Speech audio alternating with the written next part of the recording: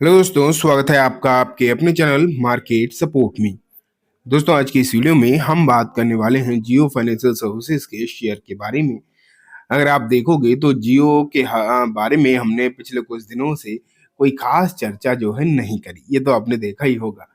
लेकिन अगर हम बात करें तो जियो में जो चल रहा है वो डेफिनेटली कंपनी के तौर पर तो सब कुछ बढ़िया देखने को मिल रहा है। इसमें तो कोई ऐसा कोई दिक्कत वाली बात दिखाई दे नहीं रही है।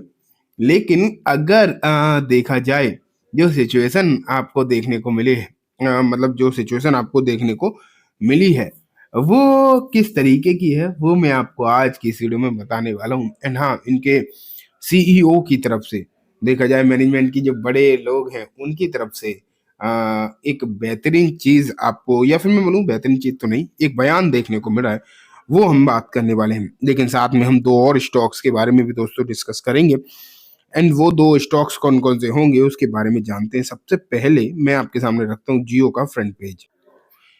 ये देखो, जियो फाइनेंशियल सर्विसेज का शेयर भी मैंने आपके सामने रख दिया है। एंड अगर आप यहाँ पर देखो तो 305 रुपये 40 पैसे पर ये काउंटर जो है आपको लास्ट ट्रेडिंग सेशन में बंद होता हुआ देखने को मिला था। लेकिन अगर हम बात उतार चढ़ाव की भी करें तो लगभग लगभग आपको यहाँ पर 2.5% के आसपास की गिरावट देखने को मिली थी। अगर यहाँ देखा जाए तो 2.5% के आसपास की गिरावट ठीक है, क्योंकि मार्केट की सिचुएशन भी अच्छी नहीं थी। तो अगर मार्केट ही खराब है तो ये शेयर भी गिरेगा, दूसरा भी गिरेगा, तीसरा भी गिरेगा, तो ये सिचुएशन समझी जा सकती है, इसमें कोई भी बड़ी बात नहीं है। लेकिन अगर हम जियो से देखें तो हमने यहाँ पर जो है एक्सपेक्टेशन बहुत अच्छी रखी है, लंबे समय के लिए भी रखी हैं। ऐसी बात भी नहीं है कि हमने बिल्कुल तुरंत के तुरंत के लिए रखी हो। लंबे समय के लिए अच्छी एक्सपेक्टेशन जो है यहाँ पर हमने रखी हुई हैं। लेकिन वो एक्सपेक्टेशन पूरी होंगी या नहीं, ये बड़ी समस्या वाली बात है। एंड जो इनका आज सीईओ का बयान आया है ना, वो भी अगर आप देखोगे ना तो वो भी इन चीज़ों के ऊपर है कहीं ना कहीं, और उसको हमें समझना भी चाहिए कि आखिरकार सीईओ जो है इनके कहना चाह क्या रहे हैं। ठीक है, मैं दिखाऊंगा। लेकिन बीते एक महीने में रिटर्न नहीं आए हैं, 6 महीने में देखें तो रिटर्न नहीं आए हैं। ओवरऑल एक साल में देखें तो 29% के रिटर्न है, लेकिन ओवरऑल अगर हम देखें तो लगभग लगभग 42% के रिटर्न यहाँ पर बनते हुए देखने को मिले हैं। एंड पिछले कुछ समय में शेयर जो है अपने ऊपरी स्तर से नीचे भी आया है, ये भी हम सबने देखा है। तो ये सिचुएशन अगर आप देखें तो यहाँ पर बनी हुई दिखाई दे रही है। ठीक है, लेकिन अब बात आती है कि ये सब चीजें तो हमने देख ली, लेकिन वही कि इनके सीईओ ने क्या कहा है। चलो पहले हम वो देखते हैं, क्या बयान निकल कर आए, वो इम्पोर्टेंट है, देखना जरूरी है। तो यहाँ आप यहाँ पर देखो, Jio financial chairman chairman actually CEO नहीं है, KV Kamath has a word of caution for fintech companies need to know when to. तो यहाँ अगर आप देखोगे तो बात निकल कर आ रही है कि इनके जो चेयरपर्सन है, चेयरमैन है बेसिकली केवी कामत, उन्होंने कहा है कि जो फिनटेक कंपनी है उन्हें थोड़ा सा संभल के रहना है और थोड़े से प्रिकॉशन लेकर ही चलना है। तो ये बातें केवी कामत की तरफ से कही गई हैं। अब इसे थोड़ा सा हम डिटेल में देखेंगे तब चीजें जो हैं और अच्छे से समझ में आने वाली हैं। ठीक है, तो चलो हम देखते हैं।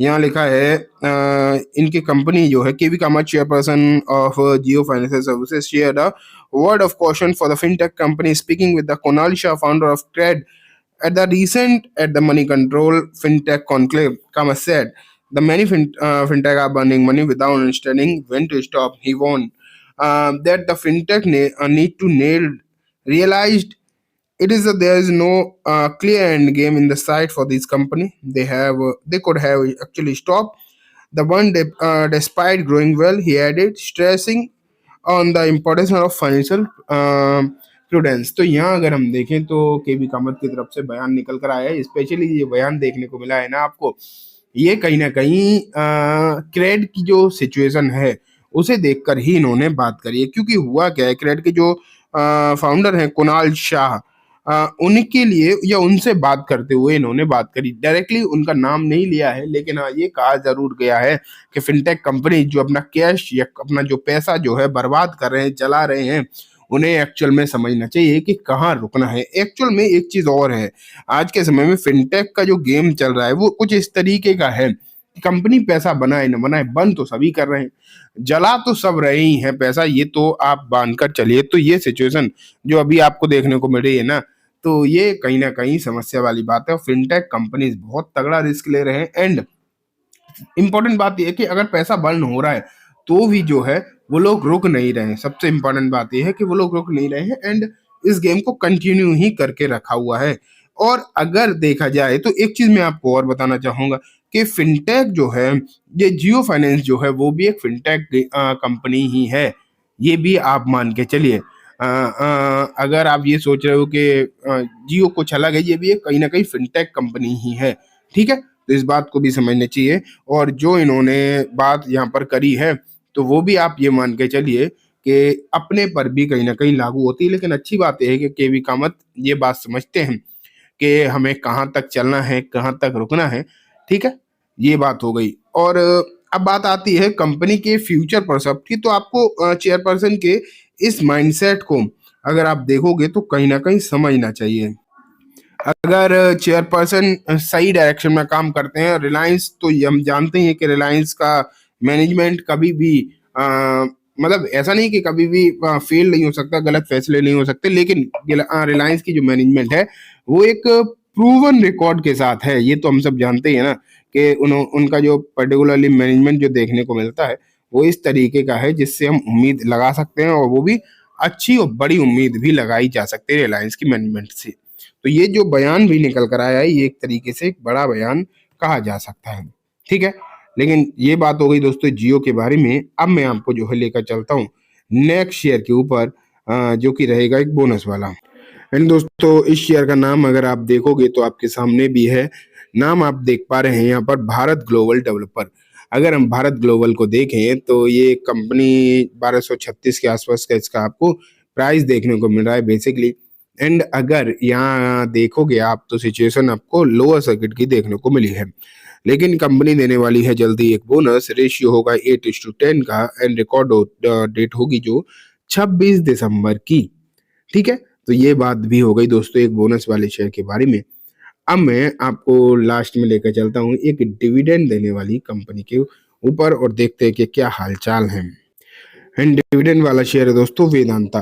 वेदांता की अगर हम बात करें तो यहाँ पर आप देख पा रहे हैं डिविडेंड इसमें आने वाला है नेक्स्ट वीक, जो कि रहेगा 8.5 रुपये पर शेयर का। एंड डेट रहने वाली है इसकी दोस्तों 26 दिसंबर 2024। ठीक है, तो चलिए दोस्तों आज की इस वीडियो में बस इतना ही। उम्मीद है वीडियो पसंद आई होगी। वीडियो अच्छी लगी हो तो इसे लाइक करना, चैनल को भी जरूर सब्सक्राइब करना, जाते आते बेल आइकन भी दबाना, जिससे कि जब भी मैं कोई नई वीडियो डालूं आपके पास नोटिफिकेशन सबसे पहले आ जाए। एंड दोस्तों वीडियो सिर्फ और सिर्फ एजुकेशन इन्फॉर्मेशन पर्पस है, तो इसे किसी भी तरीके के बाइंग सेलिंग के रिकमेंडेशन के तौर पर बिल्कुल भी ना देखें।